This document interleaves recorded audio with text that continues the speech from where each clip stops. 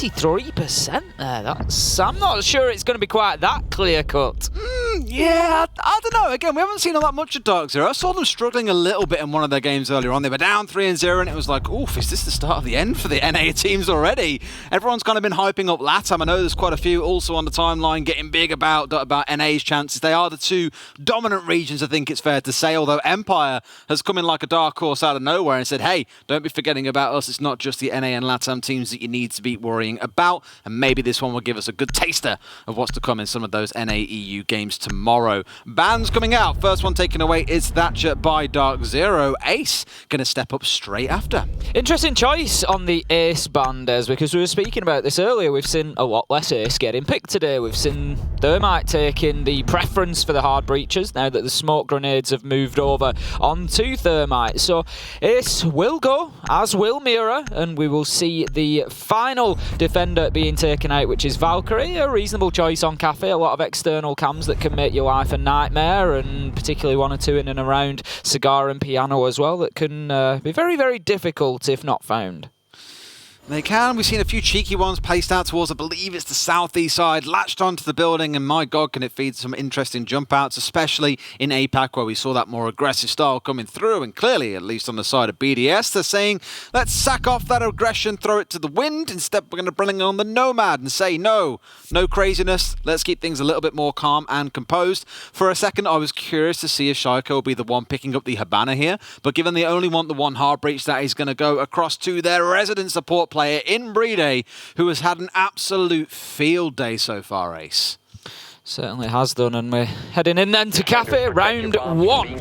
We're going to be straight down to kitchen and dining. We've got DarkZero on the defence to begin with. We know that Cafe can be reasonably kind to the attackers from time to time, so I wouldn't expect, to be honest, either team to really run away with this, Des. I'm expecting something reasonably evenly paced. Nice little tweet there, Bay, saying I've been looking for revenge ever since DarkZero brought my boys down to the losers bracket. Absolutely with you. You know, they were shaking a fist whilst writing that tweet. Just angry typing like, you kids! With a hammer the whole way through. And it's one of the fun things to note as well. We sit here and talk about the NA EU Smack Talk. It is a bit of fun. This is a global broadcast. Ultimately, we just want the best Siege possible, because if you saw any of the games earlier today, B&H just love watching good Siege. That's ultimately what it comes down to. But let's see how this one kicks off then. 10 seconds in, the attack is underway. And on the side of the defenders, Ace, I'm just seeing a lot of intel coming out here. You've got the Maestro Village, you've got the Yokai drones coming through. Kind of, I guess, the early warning system that might come out of the Malusi, for example, and Skies to be able to delay off any aggression with that smoke. Interestingly, Des, I'm just looking through the stage 1 stats very quickly for DarkZero here on Cafe. Played it twice, won one, lost one.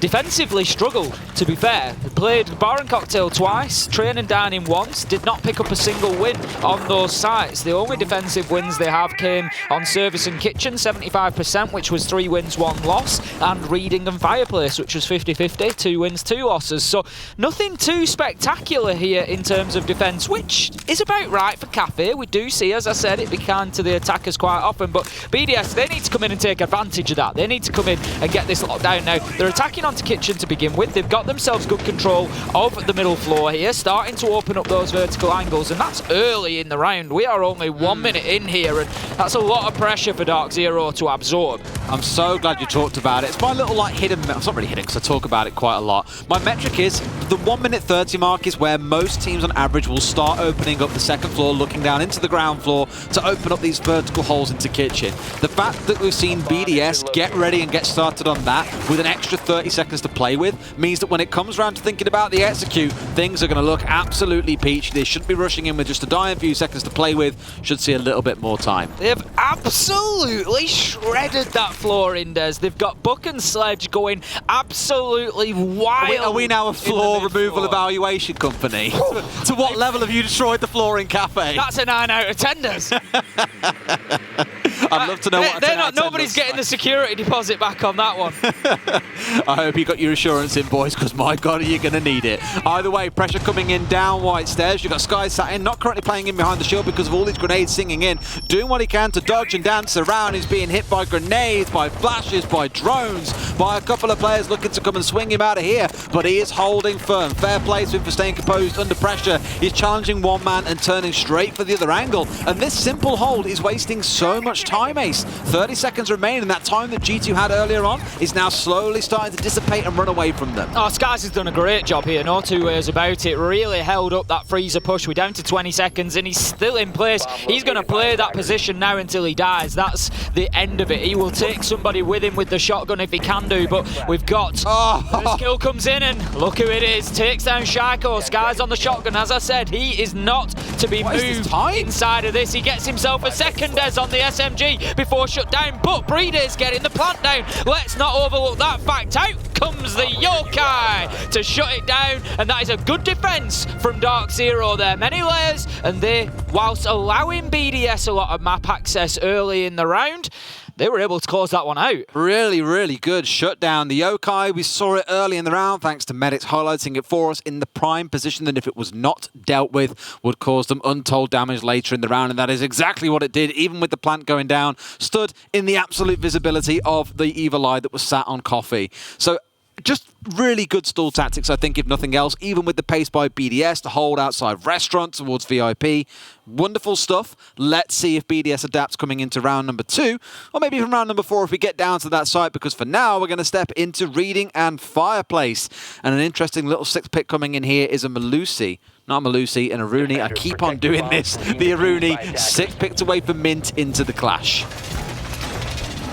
So, Reading and Fireplace. So this is the other site that DarkZero have had defensive wins on in Stage 1. Beyond that, they are moving into territory where they haven't managed a defensive win. So BDS, they don't need to panic just yet. That was DarkZero's best defensive site that they've just lost on. So not the end of the world. They come in here now and it's a 50-50 record for DarkZero. But given the way that they've just played, I think there's definitely a win in this for them here. And if they can go 2-1 on the sites before they have to start rotating around sites again, they go 4-2 overall on the half. And I think that's a good start for DarkZero. When we look at their attacking side, it's a little bit more positive for them from what we've seen back in Stage 1. So DarkZero, for me, get this round, and I think you really start setting yourself up some solid foundations for challenging BDS here. It's a good challenge in the first round. BDS, the ones I think who have got the onus to prove something here and show that this isn't going to be an absolute stomp for the NA team. Again, first NA EU fixture that we've had. Always an exciting one to see dish out. I think that was the C4 that came out of Hyper but got shot out of the air. Clearly decided BDS, a little bit too aware of what's going to come out in that instance and make sure to deal with it in quick time. Well, we've seen it used a few times. It's a great success, haven't we? But teams, they get switched on and they know exactly what is likely to come flying out of that hatch. The difficulty is getting the timing just right. You want to catch somebody coming off the rappel because there's absolutely nothing that they can do about it at that stage now. BDS looking to try and get that wall open into Piano. Not able to at the moment. The mute jammers are in place and preventing those X-Kairos pellets from being activated. And it's going to stall them down and slow them up, and that seems to be the kind of plan, is try and trip BDS up at every possible turn to slow them down and see how much you can burn through. Good dipping away by the Jaeger here of NJR, just letting those ADSs do all the work, consume all the grenades, and even staying away just in case an extra one comes singing through that might escape the grasp of those ADSs. You've got Mint inside a Cigar. You know they can't get this wall opened up, so can't comfortably get into Piano without going past him. This just makes life really, really hard for them. And sure enough, Brita tries to make something happen, dies for it, but Alems, 2 kills for himself as he storms his way through into White by the looks of it, collects the 2 kills that they needed. Now Mint has to probably back away out of Cigar, and just through that small play coming out of one player, BDS have gained half the map that they need. Mint is still hassling the top floor here. He is not going to allow them to just get the territory that they want and to start opening up those vertical angles. And DarkZero are doing a great job of wasting time up on the top floor here. It's very impressive. Now the yellow pin comes out but will not allow the shots to rain through. NGR, he has finally dropped himself back to the mid floor. We've got Mint on the white stairs and that is it now. DarkZero, they're in the final standards. 45 seconds left to go. 3 players all heading back towards site. BDS have got the access. Oh, what a kill from NGR! Absolutely delete Shaiko on the vertical angle. NGR take a bow. A lot to speak about with NGR, of course, joining this team just before the start of the last stage with hot and cold. Maybe controversially, some would say being replaced here, but making an impact to start things off, bringing down Shaiko. Never going to be a bad one that you'll say no to from a relative newbie that joined into the team not too long ago. We're sat in a 3 versus 3 with 15 seconds to play. BDS again have been stalled out into the dying seconds here, Ace, and this is where Rafal tries to go aggressive. Stepping in, no idea what's going on to his right. Alems with a triple kill in the round. Can he find himself the 4th or the 5th? One's a clash, it's going to be hard. No, he can't find NJR. He's done enough there to tear BDS a new one. 2-0 to DarkZero. Clash there, just showing why you need to keep that operator alive into the late round. Clash becoming more and more powerful as that round goes on. In a 1 versus 2 situation like that, there's absolutely no choice for Alems but to push on into site and just try to get kills, just try to do something. With 5 seconds left to go, you're not going to get the diffuser down. You're not going to get through that Clash shield. Alems had a great flurry in the mid-round and really did make a go of it there. 4-2 so far in the game. He's done well for BDS, but not been able to support them through. The problem at the minute, Des, is we're 2 rounds in and we've got 3 players on BDS without a single kill to their name. Well, look at Alems. You could see the body movements. Not so much aggressive, but very vocal. Animated. Animated's a better word for it. Very animated, very enthused about the state of these 2 rounds. And after you found a triple kill for yourself and your team still can't walk away with the round, I'm not too surprised. They know they can do better than this. Cafe has been their kind of go-to map today. Hasn't worked out maybe as strongly as they'd have liked so far, but here they need to start making a difference. Yes, it's the attacking half, but like so many teams today, when 4 or 5 rounds at the start in the first half of the game are going across to the defenders, it's a real slog to drag it back in the next side. So this time we will be looking at our 3rd site here, the tertiary site. I love this setup, by the way. Tertiary site for DarkZero, which is going to be mining group they choose. They don't want anything to do with bar and cocktail, Des, and to be honest, it's not too much of a surprise. That top 4 site on Cafe has been one of the least defensible sites inside of the competitive map pool recently. So opting not to take the top floor. Now, if DarkZero can steal this round here, Des, and go 3-0 up, it is absolutely massive for them. I'm getting so excited about this setup because normally you'd see like a castle barricade on the double door going into Cigar and a shield on this side of it with a mute jammer to help, but they've gone for the full works, Ace. 2 ADS inside a piano, 1 inside a Cigar. The Aruni laser gate, the castle barricade, they have 1 in this window that's now been taken off. They've also got a laser gate there. They've got a shield, they've got mute jammers. They have gone for everything on this top floor because they know that with piano control, they can defend both of these sites quite comfortably. It's not going to be a big issue for them. So for BDS, the challenge is breaking this apart, and that is one way of doing it. Forget about worrying about a shotgun player playing around the corner. Just charge straight in and shoot him in the head. You send a sledgehammer. You just send Shaiko in to clear out the man, and down goes Skies. 5-4 now for BDS, and plenty of time on their side. But lots of work still to be done. Unable to open that piano wall once again. It's something that they've really struggled with so far, is dealing with the mute jammers there. They do find a little space there where they can get those X-Kairos pellets activated and start applying a bit of pressure. Now we see Aruni just streak past the white corridor window there, manages to escape with a life, but Mint meanwhile gets a nice nitro kill onto Renshiro, shutting down the sledge just underneath that new hatch, and that leaves us 4 versus 4, 1 minute 15 left on the clock, and DarkZero, they're going pretty well here for a 3rd choice side. Ooh, I mean, Mint knows that they're trying to push down Red here. They feel like they've done enough to force them out of piano. The drones managed to get through, and yes, there's still quite a bit of utility laying around, but they don't care about that too much. They're much more focused on how can we get through, how can we get control of the downstairs, and with those longer angles being set up on red stairs, the vertical control now in their possession, this is when you start thinking about a plant inside of mining. 50 seconds left to go, and this is the calm before the storm now. BDS, they've got to think about pushing into sight, and here it comes. Alem's getting aggressive. I'm not sure they're aware of his little position there, and the challenge comes in. He finds the kill onto Mint. Shaiko doubles down with a headshot onto Hyper, and that leaves us 4 versus 2 here. And BDS, they are really turning the screws here, upping the pressure on DarkZero. 1 versus 4. NJR gets his first out of those 4, but the diffuser does go down.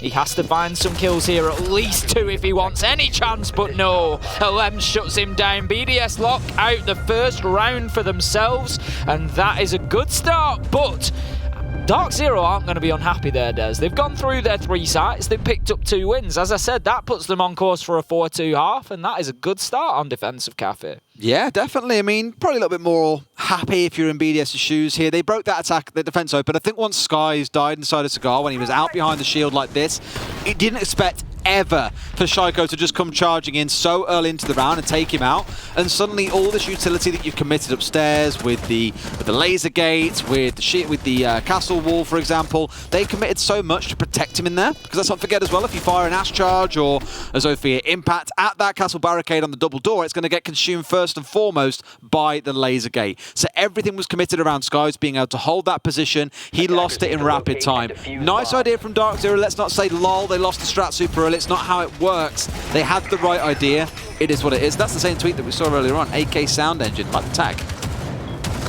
Heading into round at number 4 then, and this is back to kitchen for DarkZero. No wonder, given how well they won this site. They will now hope to move back through the same 3 rotation I would expect if they win here in kitchen. We'll see them head back to reading, and then finally they'll no doubt give mining another try. I get the feeling DarkZero, they're going to swerve that top floor at all costs, and given the situation now, there is no reason why they would have to head up there. We've got Mute Jammer just being played into the white corridor there. It's going to be about denying drones access, and that would suggest there's going to be potentially a bit of top floor pressure this time from DarkZero. BDS were able to move in very quickly last time, Des, and start ripping that floor up, and that's maybe something that DarkZero have recognised and thought that is problematic, and problematic is Eclipse at the minibar window there trying to get himself a little peek. There is damage done to Renshiro, but BDS, they managed to fight him off. That's more like a kid that's just woken up on Christmas that's in a lounge full of presents when you expected to have 1 or 2, because he looked out that window, there were 3 guys with guns staring back at him,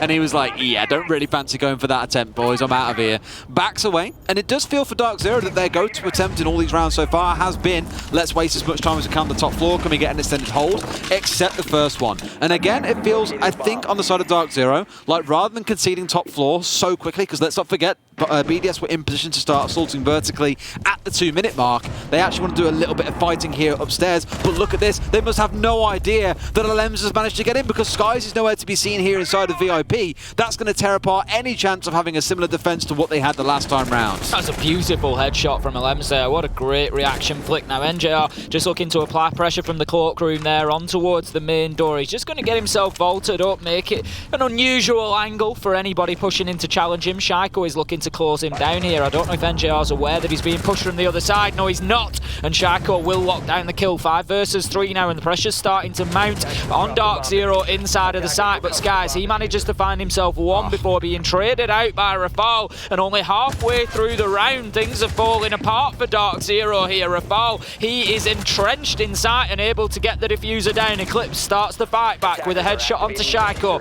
But now they are playing against the clock, and they're going to have fractions of seconds there as the final 2 kills come in, and BDS, they lock out the round and they tie things up 2-2. Much better. Look at how animated he is this time round with a smile on his face. In the last round, not so happy. This time round, much better.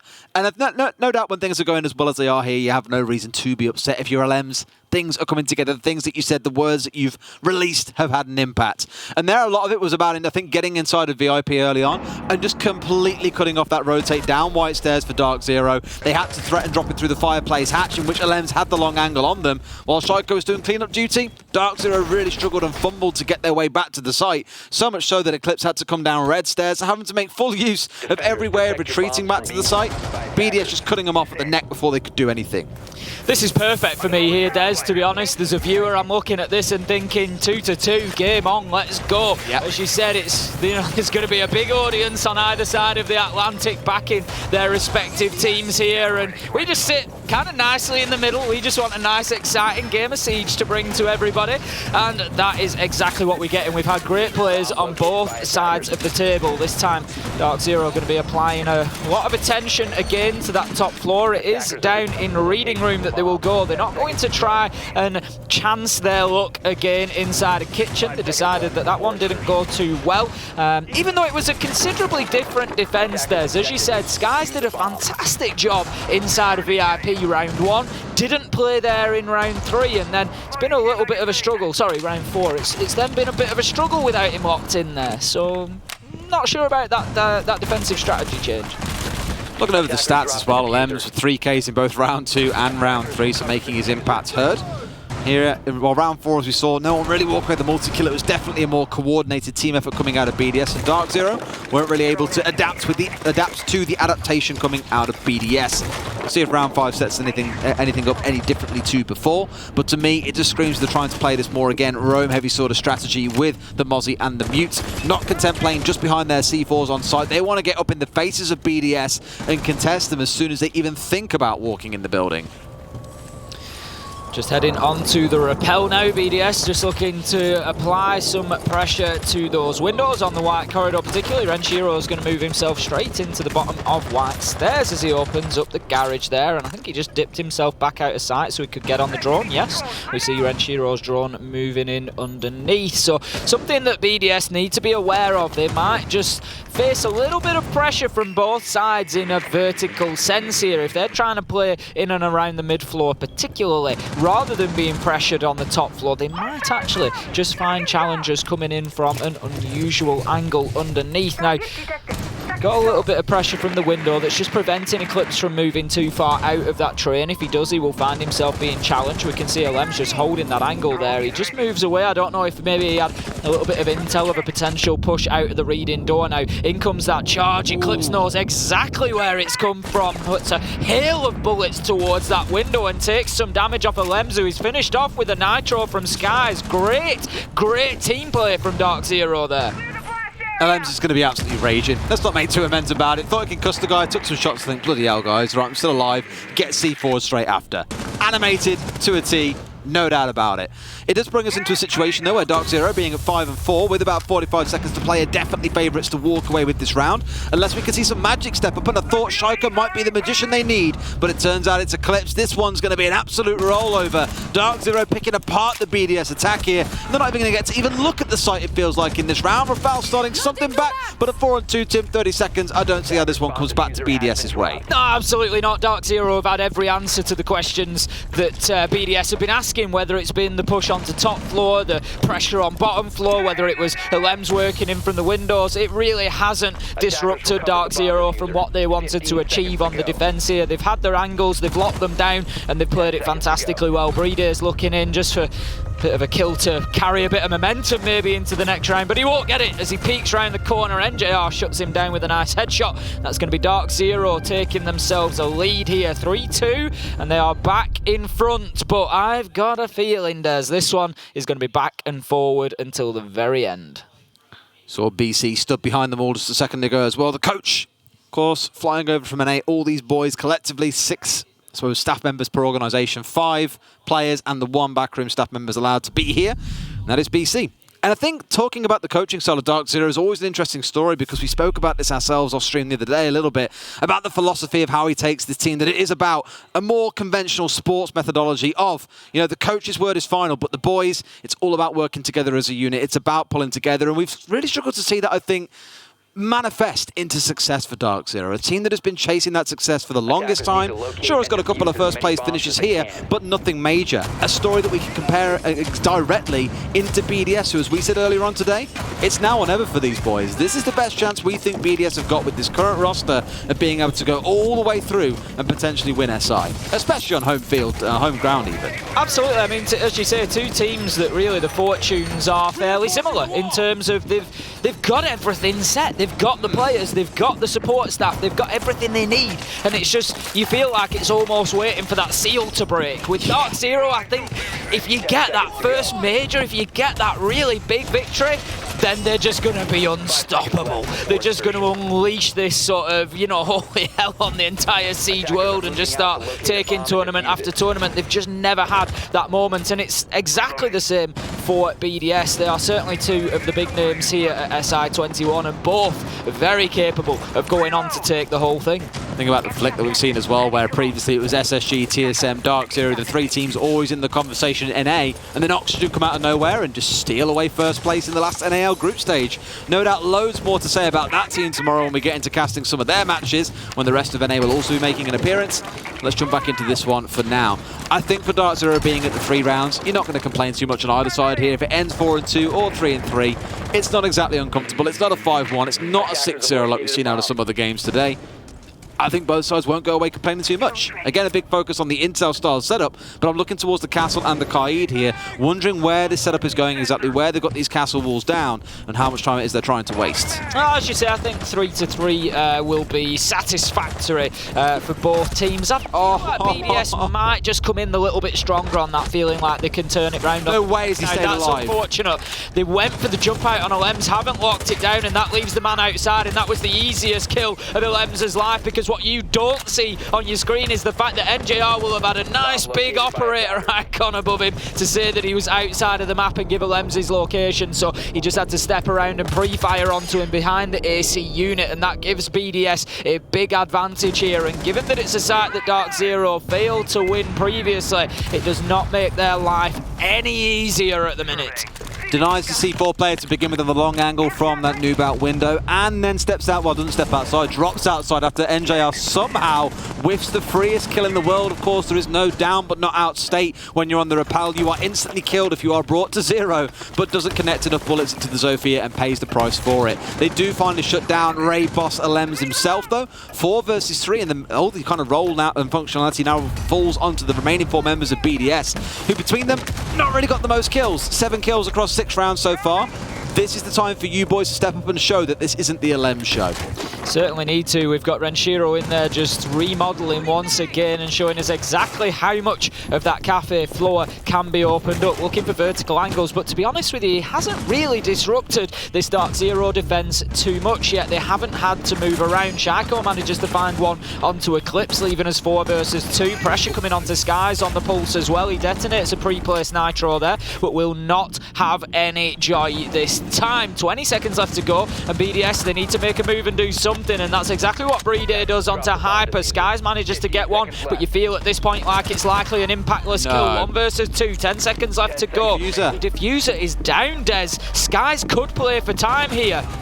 No way is he pulling this back. Got the 3K, it's Shaiko and 1 versus 1. Peeks around the corner, can't quite find it. Time's about to run out. Skies has clutch set up something special. How on earth have BDS let that one slip through their fingertips? That is an unbelievable play from Skies there. I cannot overstate how good that play was on the pulse. He had his feet rooted in a corner, Des. He should have been locked in place. Somehow, he's got himself out of there. He's got himself back active and into the round and found the kills that DarkZero needed. And what an absolute treat that was to watch. Tragedy, more like, if you're a BDS fan there. Holy hell, look, 4 versus 1.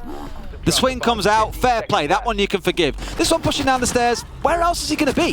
That other wall is reinforced up by the castle barricade, unless he was thinking he was going to peek out through red after killing Brede in that spot. But it is just constant 1v1v1. We always say there is never a clutch unless the other side makes a mistake, and for BDS, because of the clock, because the diffuser wasn't in hand, there were lots of unforced errors there that they had to step into, or maybe even forced errors in some cases.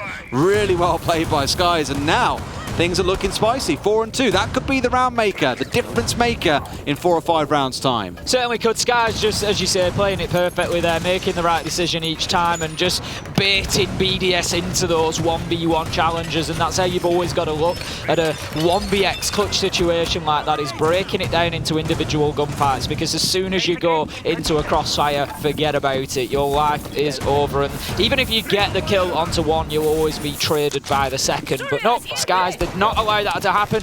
Used his castle barricade well that was up in front of him and just moved around, recognised that the diffuser was down. He knew he had to take the final fight. There was no option there, but still hit his shots and won it out. Fantastic from him, and what a display. That for me is probably going to end up being one of the players of the day, Des. Absolutely agree. Now we step into BDS's defence, and they're going with a very characteristic defense of BDS is the way that I look at it. They always love putting a shield inside a stock, facing in towards Piano, opening up the majority of the wall that looks into Piano itself and contesting that longer angle, as Medics is now very kindly going to demonstrate. They've reinforced the left one, left the other one soft. The whole reason for this being you can't move very freely inside a Piano while the walls are opened up like this, and that shield just helps to give you, I suppose, a very, how do I call this? A thrown together mirror window.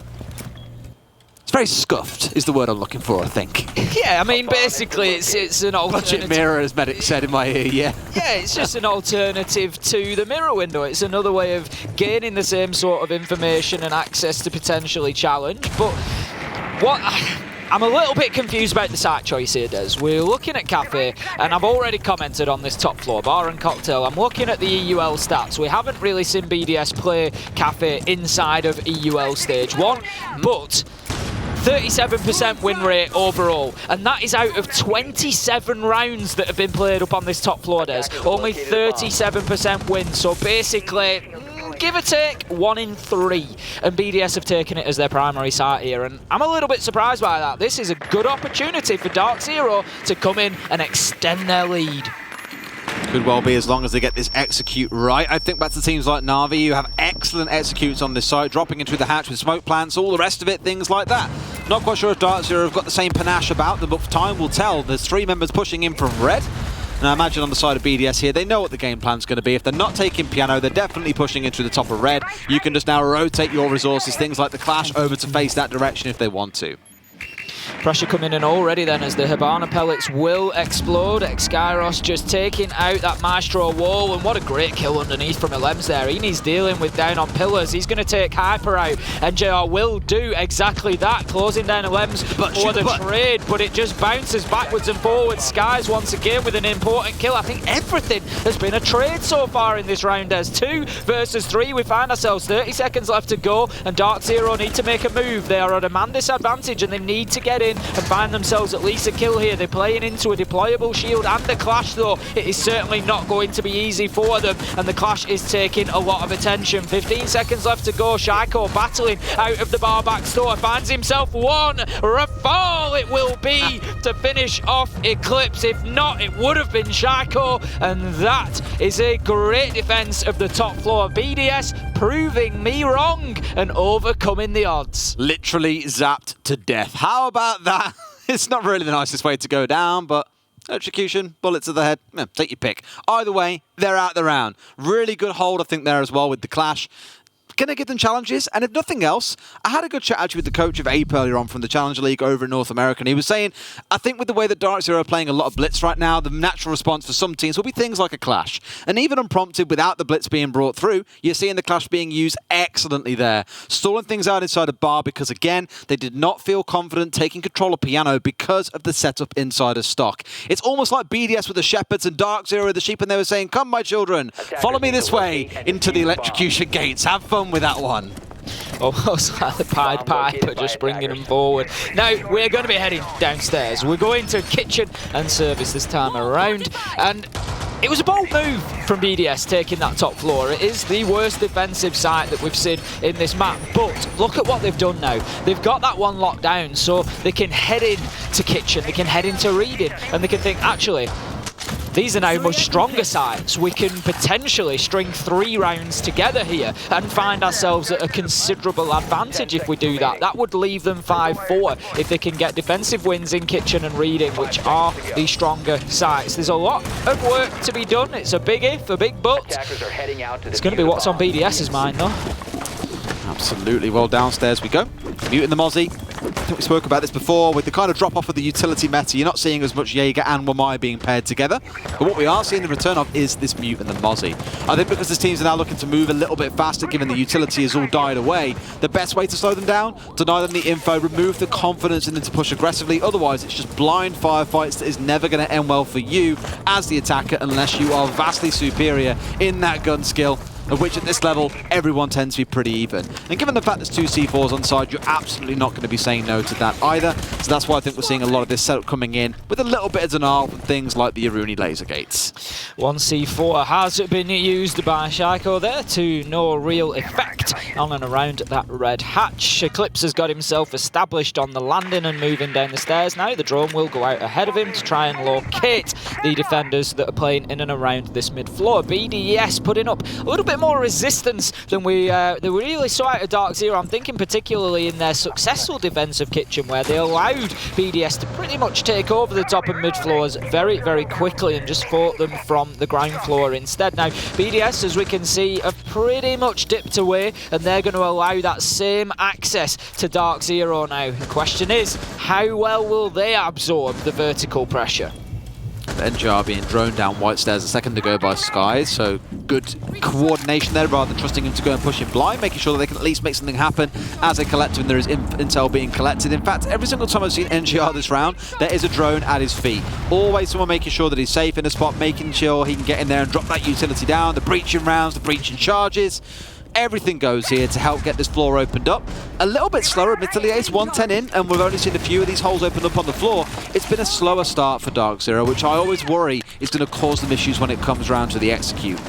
It is, and I'm just wondering where Mint is at the minute. Obviously, he's on the sledge. We've got NJR in there using a lot of utility to try and clear out that mid-floor and open up the vertical angles, but the sledgehammer that could do it very quickly is, as you say, down at that bakery door. But nevertheless, NJR getting the opening kill onto Renshiro there, taking the Mozzie down, and the pressure starts to mount in towards bakery. DarkZero getting themselves in aggressively, and they're in a position to open that breach up Des, but they need to get a wriggle on. They've got 30 seconds to get inside and get that diffuser down.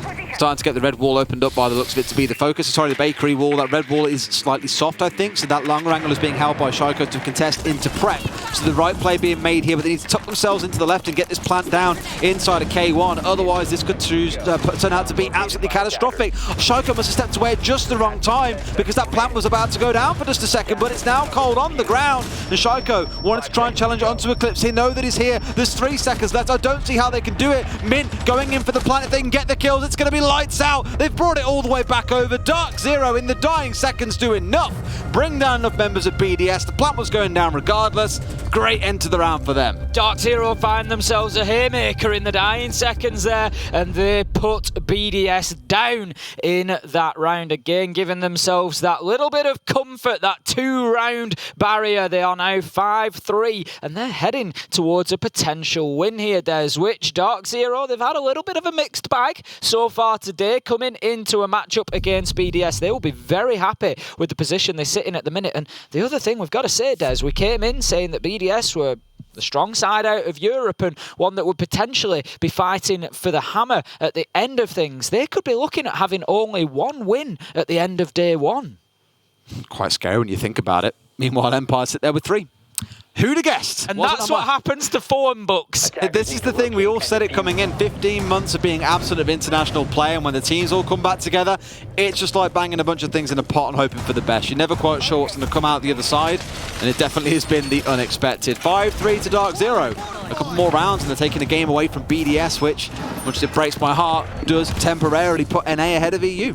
It does. We've got to say it does. There's no other. Gotta be honest. We've got to sit in the middle, as we said. You know, we've got to sit in the middle. Yeah, totally unbiased casters, not aligned to any side. Yeah, that's it. We've got to sit on the fence with this one. And DarkZero right now, they're outplaying BDS. They are indeed. There have been some good rounds out of BDS, but looking back over the history, a lot of them have come down to LMs with his 3Ks, for example. Yep. Round number 3, round 4, and round 7 have been there so far. The third round, sorry, was the one where he walked with the 3K. The fourth one where it was definitely more of a team effort when they changed up their attacking style in terms of getting control of VIP. But again, so much of that was spearheaded by LMs. We need to see the rest of BDS come online here. It's been very quiet, especially for Brede and Renshiro, who between them only have 3 kills. And I think that's an important point, Des. If we look at the 2 lowest kill players on the side of DarkZero, they've got double. They've got 6 kills between them. And yeah, you're not always having every player on every team coming in with 10 kills plus by this point in a game. It's not physically possible, but you've got to look at the bottom of the board sometimes and just say how much of a contribution is coming in there. And right now from DarkZero, it's much more of a team effort. It is. Only 1 or 2 rounds I've really felt that way from BDS, but with this setup looking towards the Vigil, what Striker can do out there with a bit of support from the Mute and the Mozzie, we've seen this combo out of G2 a couple of times today as well, is enabling you to dance around the intel game coming out the other side. That's why I really like, to be fair, that Mint has brought along the Jackal here, something that we've seen Joystick do quite a few times today for Empire. He just wants to get in there and make sure no one's out there trying to be too cheeky, and sure enough, he's going to spot out just the man he was looking for, Shaiko on the Vigil. 1 minute 30, rapidly approaching here for the halfway point, and BDS, they are still entrenched up on that top floor for the time being. They're holding on to the sort of cocktail balcony area, just again preventing vertical angles down into the reading room particularly, which is the angles that DarkZero will wish to use. Shaiko's going to drop away on the Vigil for the time being. I think BDS, they are being pushed back from the roam quite easily, Des. Does feel it, and I think they're not really engaged in too many aggressive firefights, especially when you've got this Jackal on side, which is really going to remove the element of surprise that you might be able to deploy, I guess. C4 comes out, no one on the window, unfortunately for Renshiro. I think it was more an optimistic just hope in terms of throwing that out. They might catch something, but elsewhere, it's a Lems again, striking big. He's been involved in so many of these opening kills. That is the 5th one he's been involved in, and he's now 4-on-1 on the entry. Going very well on the day all around, 14 and 6, you know, there's no two ways about that, and I dread to think where BDS would be had Alems not managed to have this performance so far. The interesting thing when I look at it for stage 1, there's BDS, when getting the opening kill on attack, have got a 73% win rate, so they come through and win 3 out of 4 of those rounds, but it's not something that they're being able to deliver today. As you say, Alems going very well on the entry, but they're just not able to convert that into rounds. We're seeing so much resilience coming out of DarkZero and such an ability to play at a man disadvantage. Here we go. It's going to have to be the all or nothing push here through the reading doorway as well. It has been blocked up, but Alems, look at that! 3 kills falling his way out of nowhere, a 4K in the round. This, we keep on saying, and this is the concern almost for some of the LATAM teams, I think a Team 1 might say this, that you can't rely on this Alamau to do all the work. Well, here's BDS, a team that we were looking at talking about as grand finalists, relying solely on Alems. I think this one is going to go the distance, certainly in terms of regulation time. I think we will see all 12 rounds. It could be a 7-5 win to one of these teams. It could well be yet another B-Stream game going to... I think we're going to have to label this stream, instead of Stream B, it's going to have to be Stream Overtime. We're going to need it. It's starting to feel that way. We were talking, what were the names that you came up with earlier? Stream Awesome and Stream Incredible? Something like that. I don't know, that was a long time ago. A long time. It's a lot of time ago relative to today only, maybe. It has been a long day when you think about it. We've been broadcasting nearly 12 hours now. Yeah, you and I have been on this desk. We've been on this desk all day. We haven't disappeared. That's the way it's been. We've had a ball doing it, though. Certainly have. I wouldn't have it any other way, Des. Coming in and seeing the day 1 of Six Invitational unfold in front of us. And I just love it. I love keeping an eye on the other stream and what games are going on and the results coming in and how it's all shaping up. And we just get to do that for another 5 days in the group stages before we head into the playoffs. But we've got a game to finish up here first. Round 10 we come into. Back up to that top floor for BDS. They did, of course, win it back in round 7 on the defense, so they're going to try and replicate that now and get themselves tied up at 5-5. DarkZero, I am sure, will try to spoil the party, but they didn't really make too much of a dent on this defense, I didn't think, last time around, as they didn't manage to force Shaiko out of the bar back storage area. They didn't deal with the clash. They didn't really manage to unpick the little web that BDS had weaved themselves. And looking at this and seeing the clash is always the biggie. We saw the damage that it did in the previous round. I want to know what the answer's going to be on the other side here, looking probably in towards something like the impacts coming out of the Zofia. And I guess with that last round going the way of BDS, it's suddenly not so tight. Imagine if this was 6-3, we were sat at the conversations we'd be having now. A very different conversation, if not for Alems getting that 3K at the very end of it all. Certainly would be. We've got Skies on the Hibana just using those double pellet options to get the 2 hatches open, and that is at least access gained to top floor, but there is a lot of work to be done yet before they can start dropping in. In comes the drones. We've got Alems playing very close there inside of the little cigar shop box. He's actually going to dip away from that one. He had the shotgun in hand and was in a potential position to make the challenge there for any hatch drop, but decides No, I'm going to think better of that one. I'm going to take that hatch drop and move away right now. He's got 17 kills. He knows what he's doing, Des, and he thinks that that is not the challenge to make. Right now it's just holding, and this is again where I had some concerns in the previous round that if you're trying to push in through Piano, you're going to be greeted by the storage hold that we so often see coming out of BDS. Again, the shepherds of BDS are just guiding them and saying, by all means, you want to come and step inside a cigar and then push your way in towards the third floor, that is totally fine, Burst, because that's what we want you to do. We're guiding you in, and you don't even seem to know it. They've got LMs underneath now after taking that hatch drop, of course, and let's not forget he's got a Nitro in hand. He's playing on the mute, so he's going to be looking for an explosive kill from underneath. He's more than likely, Des, going to try and keep himself down alive there for as long as possible. Yes, you can take a kill, but if you keep that in hand and you can deny a plant with it, then all the more powerful, and that is dangerous. Rafal very quickly pushing himself forward into Hyper there, and Hyper just having to back away and loses the fight with Renshiro as he tries to do something around that shield, but as soon as that diffuser went down, Rafal was like, no, this is mine. Look at this, he's like a god of death. 4 times in that round, he just walked at someone, stared them down, and a bullet hit him out of nowhere, and I was like, okay, that happened 4 times. He was just a walking intel invincibility thing that led to some kills. By the way, here's the triple kill that we missed from LMs at the end of round 9, in case you want to see it line up. There's 1, there's 2, there's 3, lining up like Skittles at a bowling alley, Ace. The thing is, like, that situation is not always easy. Look at this. Look, he walks to someone. Someone gets shot by a bullet like 2 seconds later. Bye. I just love the aggression from him as soon as and here again, went down. it's like, hi, give it 2 seconds, bullet. Bang. As soon as that diffuser went down, he was just pushing forward straight away. He was like, nope, I'm cordoning that off. You're going nowhere near it. The interesting thing with that LM's triple kill from round 9, Des, we saw a very similar situation in EUL, if you remember. It was on Clubhouse. We had Rafal down in Dirt Tunnel. I think it was against Na'Vi, I want to say, or G2. Can't remember which. They were pushing down. Team. Yes, it was against another Siege team. They were pushing down. It's been a long day. They were pushing down Blue Tunnel, and they came in through Blue Door. They had no idea that Rafal was in Dirt Tunnel, and they were just in front of him, and it was a very different outcome. He didn't get one of the kills because in that situation, he panicked, didn't he? Yeah. It's easy to just, you know, you're like you say, you're like a child in a sweet shop. It's like, what do I grab first? And he was sort of a couple of bullets there, and he didn't get any of them. Whereas Lems kept his cool beautifully there and just went from one to the next and got each of his kills. The composure. Speaking of which, DarkZero are taking a tactical timeout to rebuild theirs. There's clearly feeling now that we're up to 5-5. It looks so good for them just 2 or 3 rounds ago. Things are slowly bleeding back over to the side of BDS, and sat at 5-5. We were talking about this being stream overtime.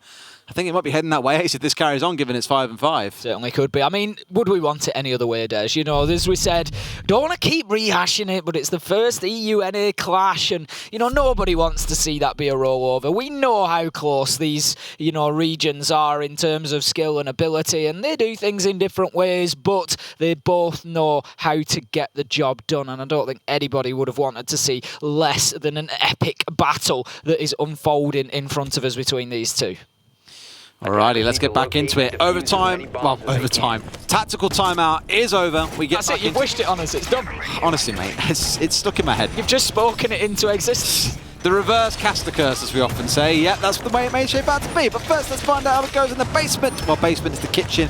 Honestly, mate, our words are scrambled as all hell in this final game. We're going downstairs. Let's see how it shapes up once again. I'm looking towards Rafal on the Echo. We already saw back in round 1 what DarkZero could do with that operator when tactically placed. And we'll see if it has an impact into the dying stages of the round for DarkZero, or if they'll go in there with more than just 10 seconds left on the clock. You can see here, BDS are getting the utility down on the top floor, Des. They are not going to give DarkZero anything easy on the attack here. They're going to look to be aggressive and right up in the faces. The mute jammer going down inside of the cigar shop. Shaiko looking to set up behind the bakery counter this time. That was, of course, where the majority of the push came from last time. So I think that's a good idea. We'll see whether he's got any sweet treats to dish out for DarkZero. Look how selfish he's been with all 3 ADSs sat there as well, saying none for anyone, all for me. That's the sign of a greedy frag, if nothing else. It's going to be that top floor start coming out for DarkZero. The last time round, we commented they were quite slow. BDS, quite quick. Quite a change in pace for both sides in comparison to what we saw when attacking this downstairs site. But I think with the bakery setup, you might see him rotate those ADSs out. If there is no push coming into bakery, you may as well move those off and make them be of better use elsewhere in the map. Skies again, very quickly moving forward, looking to apply pressure onto Piano. Lems has got the hatch open in front of him, detonates a pre-placed Nitro. I'm not sure, we didn't hear an explosion. It got shot out. I was going to say, it may have been shot out there. We certainly didn't hear any explosion. So Lems, that's going to be unfortunate for him, but he will live to fight another day. He's certainly still got his life, he's got his rifle, and that's all that he needs. He's got the hatch open in front of him, ready to drop away from the fight. We just appreciate, I haven't even clocked how many kills he's got. It's just ridiculous. 18 kills in 10 rounds. Inside 10 rounds. Jesus. I mean, carrying at this rate, if we go all the way through to max overtime, that could well be pushing up towards 30, and that would be our new LAN record. That'd be wonderful. The thing is, it's the number of deaths with it as well, only 6 deaths. Now, that's going to be an extra one for Renshiro as NJR finds him. Hyper locks down Breeder with a headshot, and it's 5 versus 3 all of a sudden to DarkZero, and BDS, they need to rethink the strategy here, Des. They're going to have to hold on to Kitchen for 1 minute 20 with only 3 men left on the board. Vertical angles getting opened up left and right. Whoa! From Mint, take a bow, sir, because that was a wonderful headshot to shut down Lems. I had a joke lined up about are you a kind of glass half full or glass half empty kind of person, because glass half empty, this is a 3 versus 5. Glass half full, Lems can get 5 kills and put himself closer to that record. But when you're getting domed through a wall like that, no more to be said. Rafal and Shaiko have got it all to do. Sure, the Yokais are helpful, but in a 5 versus 2, DZ have no excuse to leave this in the dying seconds, in which case you turn all eyes towards Shaiko to make it happen. Or Rafal can just hit a naughty shot like that at the same time. Whatever works for you, mate. Take your fancy. This is getting out of hand right now, Des. This is an absolute treat in terms of the skill that we've got on display. Skies, he comes in with a kill onto Shaiko and then starts to get the diffuser down. Right now, he seems like the man who can do it all for DarkZero. Mint finds himself another onto Rafal, and what a great round from DarkZero. They will give themselves the opportunity to close this one out, Des. They have the match point, but they only get 1 bite at this cherry. 1 bite at the cherry, as Ace will always say. Tick that off your card. I need to go in with a bingo card, put it on Twitter so everyone can play along one day. I'm not going to say anything on that day. Well, you won't know. Or I'll come up with some new ones. I'll just block you on Twitter for the day. Post it, you'll have no idea what's going on, and then at the end of the day, we'll reveal how right we were along the way. At least we'll both have each other blocked then. Well, that's not very nice. I feel outdone by now. I was just joking about bingo, Christ. Anyway, 6-5 to DarkZero for BDS. It's looking a little bit dicey. You mentioned it, you might walk out today with 2 losses. I mean, for potential grand finalist hopefuls. The performances that they've had, though, you just... It wouldn't read right, would it? You know, BDS have played well. BDS have had some great kills. They've had some good performances. So to walk away with 2 losses would be unexpected, to say the least. Lems scary on LAN every time. You're not wrong. You're not wrong. A lot scarier when he's got a bullet put through his head that he had no idea was coming as well. Mint, honestly, just taking the man's life and honour all in one go there. Let's see. It was beautiful. Absolutely love it. It's the filth that we come here to see. Let's see how this next round plays out then. Round number 12, the last round of regulation. If BDS take it, we go to overtime and stream. Overtime is alive, ladies and gents. Otherwise, DarkZero will win the first duel, the first showdown between NA and EU, and walk away with a much-needed win, handing BDS their 2nd loss of the day. I was really desperate, Des, when Mint got that kill. You'll know a little bit better, but obviously I'm from the north of England, and there's quite often the word mint can be used to mean something really mint, good. Oh, it's yeah. I know that. Yeah. And I really wanted to say it, but I thought it's going to be far too niche a reference. Everybody like, you wanted to say, oh, that's mint? Yeah, everybody would be like, yeah, we know it was mint, we just saw him get the kill. Oh, you can say like it's minted. Like, I don't know. It couldn't have been a better player for it anyway, but back into the action with 40 seconds in here. Oh wait, he's just so northern. We've got DarkZero establishing themselves up on the rooftop. Shaiko looking to challenge up through the skylight there. We've got laser gates on the top floor as well. BDS, they really don't want to give up any more map control than they have to here. They're fighting high line, Des.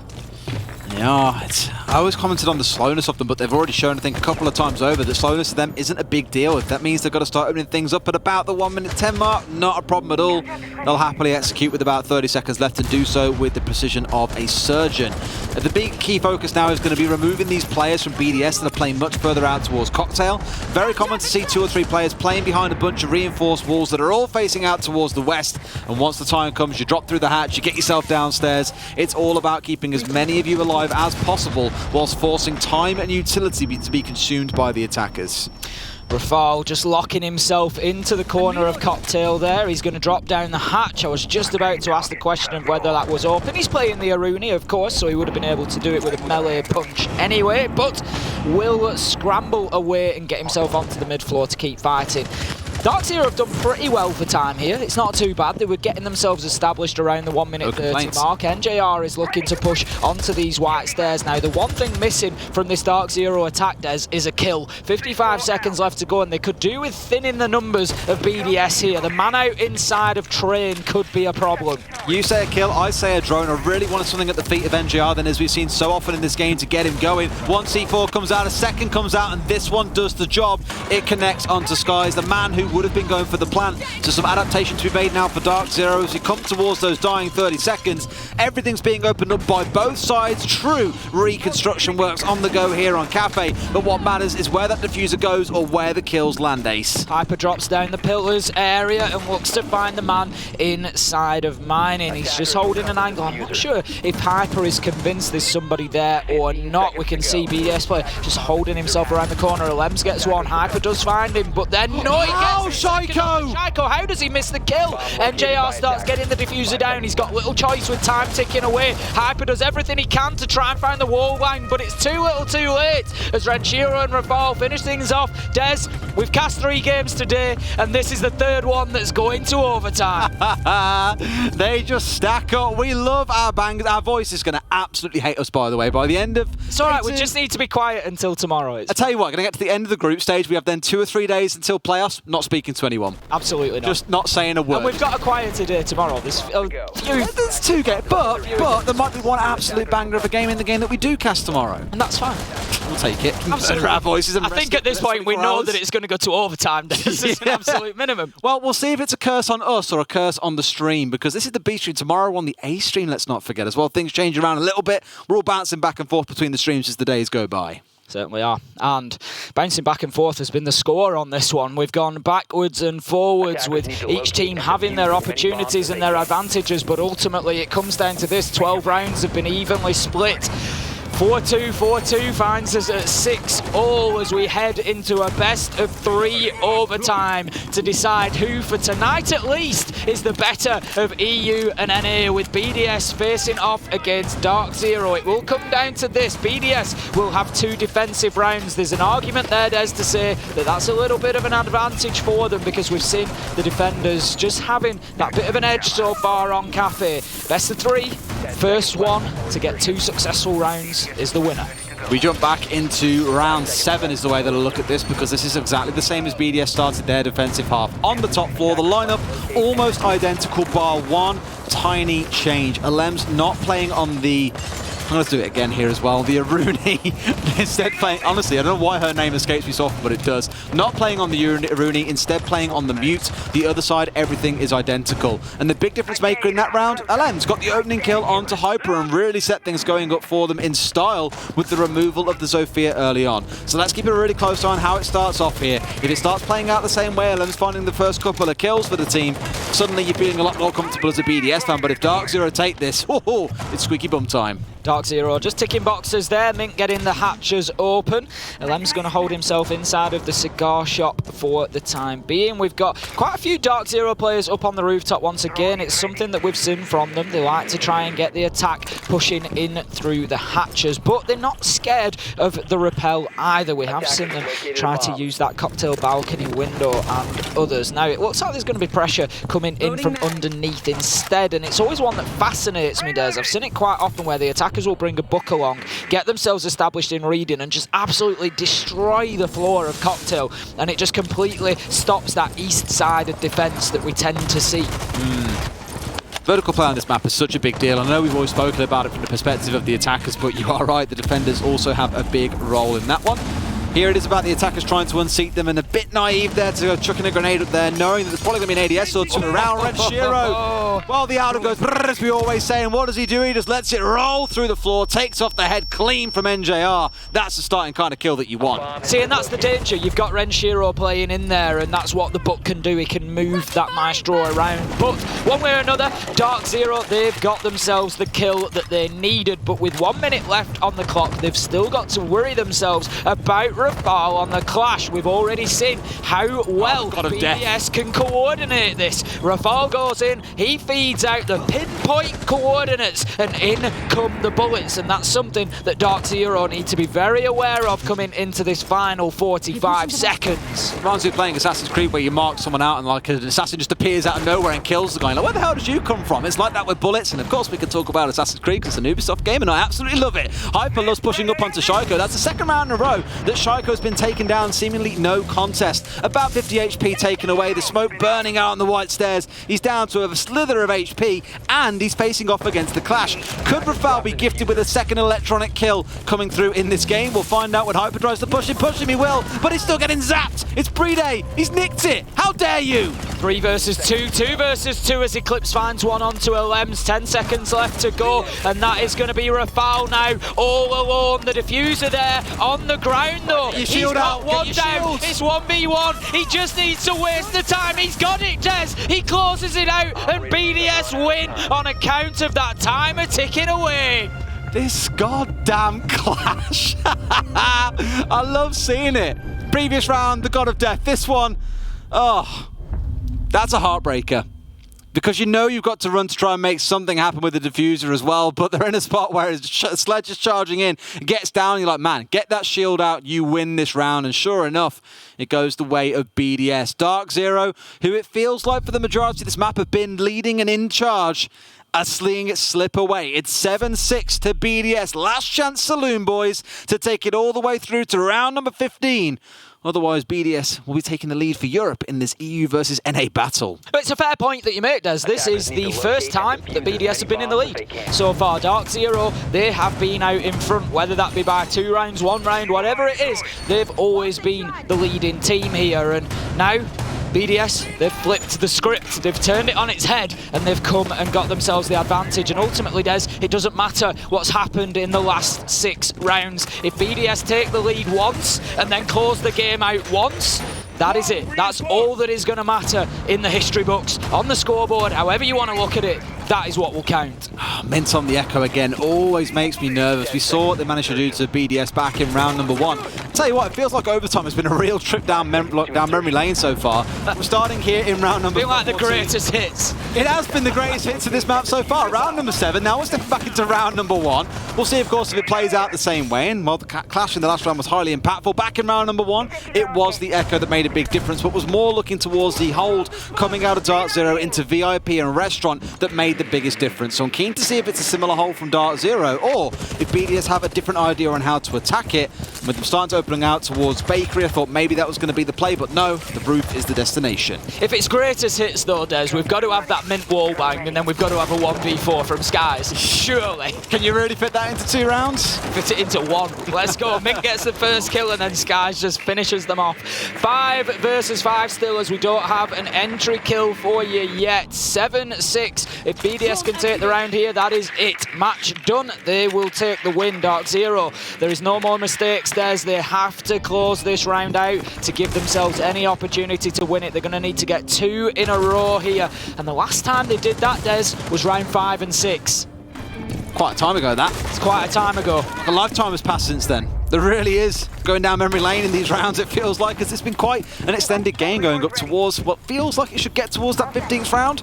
Really depends on this defense coming out of DarkZero. They've got quite a bit of attention out inside of Bakery with the shield deployed out there. The Echo was there, I believe. The Maestro getting that reinforcement down once again. Now still barricade down, I suppose I should say, and probably now looking to rotate out elsewhere. Some more of that barricade so as an early warning system if we do find anyone from the side of BDS rotating there later into the round. You can see vertical angles being opened up. We saw this previously with DarkZero defending here on Kitchen, but it didn't really gain BDS all too much. DarkZero was still able to close it out. NGR, he's got himself down there in the court check, just going to hold on to that position for the time being. And right now, BDS, all their time is being spent on the mid-floor. We asked for it, Des, and they've delivered. Skies, he's locked in VIP. There's 1 minute left to go. This is where he thrives. He survived a war back in round 1. Grenades, players, bullets, everything. He just seemed to always come out the victor no matter what BDS threw at him. We'll see if he can hold him there much longer, or if BDS just completely ignore him. It feels like they're trying to press him out here, but with the Yokai also stepping in to give assistance, they're not going to worry about that. And how they clear this out is going to be the biggest question, I think, because unless it goes out into the open like this, and then potentially goes for a firefight, he shouldn't be able to pick up the kill onto it too easily. Mint just trying to use those Yokai drones before losing them. Get a stun. There we go. Skies peeks around the corner, finds the shotgun shot and takes Rafal down. That's the Nomad gone, and it's advantage DarkZero. 20 seconds left to go, and surely there's more. Hyper gets one. Shut down on the re-peek as Alems moves around and trades it out, but time is ticking away, Des. The sand is running through the hourglass. 3 versus 3, and we've still got Yokais in play. Breeder, he's getting that diffuser down. Can the Yokai be effective in time? Oh, he's got it, surely. And he get the second, surely he's seen it. There we go, NJR comes in with the double kill, and that was close. They must have forgot about him inside a coat check, I think, there, because he wasn't challenged at all by Shaiko like he was previously. Steps out quite comfortably, pushes in towards Coffee and gets the spray down. That's all you need to see, because they were so obsessed with what was going on with that Yokai. I was. That's why I missed NJR coming, because I was so like, what's happening with the Yokai? Shaiko's just shot it. Don't worry, mate. I was watching it go up and down like a yo-yo as well. I wasn't watching NJR there. I was keeping a very close eye on whether or not that Yokai was going to be able to make it in time, because I thought he was going to miss. Unfortunate, but you know what it guarantees us? Round 15. Round 15 max overtime. That is, Des, we could have cast 45 rounds today, and we've cast 44. I remember the first series we ever cast together went all the way to 45 rounds. It was a small lad in the UK. Definitely a glow up here now that we're stood in Paris, of course, casting on this, but it was a 4.5-hour slog. I'm sure there's some of the boys from the UK watching this stream as well who remember that day. I remember it. I'm not sure if I loved it or hated it. I think it was a mix of both, given the time of day. We got through it together. It's conditioned us for days like today, Ace, is the way that I look at it. Certainly has it. To be honest, Des, let's be honest, 44 rounds of the action that we've seen today is an absolute pleasure. Look at the pick! And the blitz is coming out, Des. You picked up on it, you said that DarkZero, I tell you what, more of it, but look at the pick from Rafal. We've got the clash, we've got the blitz. Tanner is going to be in my DMs like, I told you so. He was like, a guarantee DarkZero are going to make use of it today. They've been using things like the Zero and the blitz quite liberally. In fact, I've just got the message from him, blitz versus clash. He called it. Fair play to you, buddy. Let's see if it works out, because I was slightly doubtful. I just kind of thought to myself that a team like BDS is not going to let something as cheesy as a blitz run them over.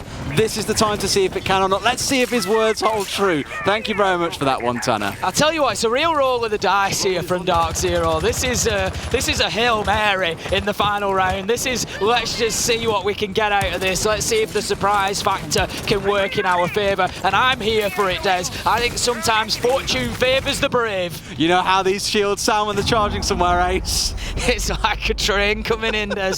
Nino. Oh, there's so many stories behind this that you guys will love to hear one day. Maybe we'll go into it a little bit later, but for now, let's keep a very, very close eye on Mint, because of that aggression.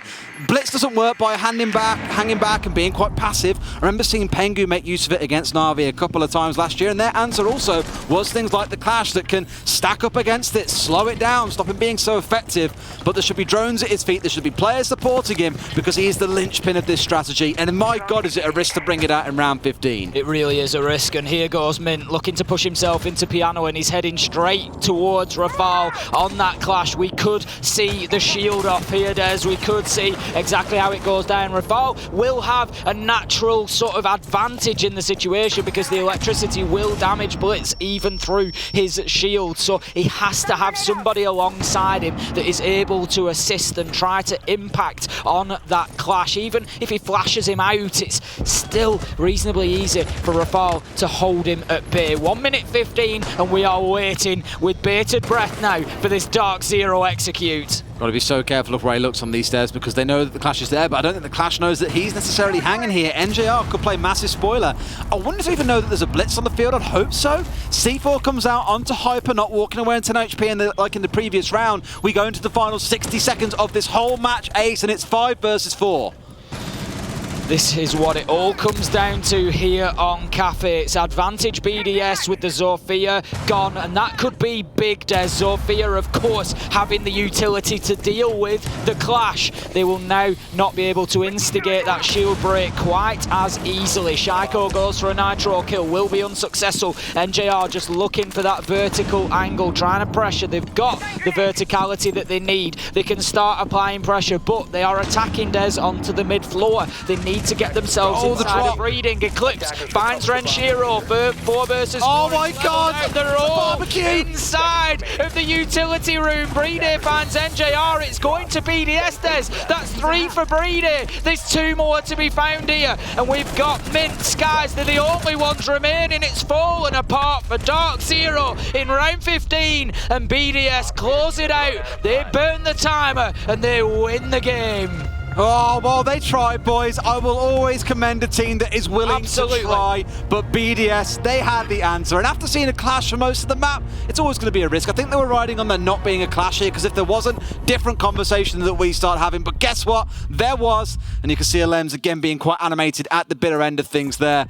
It was a real slog to get them over the finish line, but my God, has he had a performance. 21 kills to his name, Ace. 21 and 10. I mean, 27 kills coming out between NJR and Skies. I absolutely want to give a big hand to DarkZero there. They've just played their part in what was a fantastic matchup between the two. I love the gamble with the blitz at the end. I'm all about that. Come in, try something different. You don't know exactly what you're going to get, and it's the perfect time for it. We're in groups. I think DarkZero, from what they've shown us today, can be reasonably comfortable that they should be going through here. So you know what? Yeah, let's give it a chance. I think if the stakes were a little bit higher and this was playoffs... It's not going to come out in grand final, is it? You're not going to bring it out then when there's potentially millions of dollars on the line, or when you're potentially going home if you lose the game. But, again, fair play. I'll absolutely give them a nod towards trying something that chaotic. That's a wonderful end to the day. Like you say, 44 out of 45 rounds cast for us today. We've been blessed. We have been blessed, and it's been fantastic action. It's been the easiest job in the world at times, because it's just a pleasure to stand here and shout over the top of these games and get excited. And what a treat we have had on day 1 of the Invitational. Even in the 12th hour, it just still ends up being incredible. We've loved every single second. We hope you guys have too. That's the end of us for today. The experts will break this down a little bit more after the break, and we'll see you guys tomorrow for day number 2. Stay tuned and see you in a few.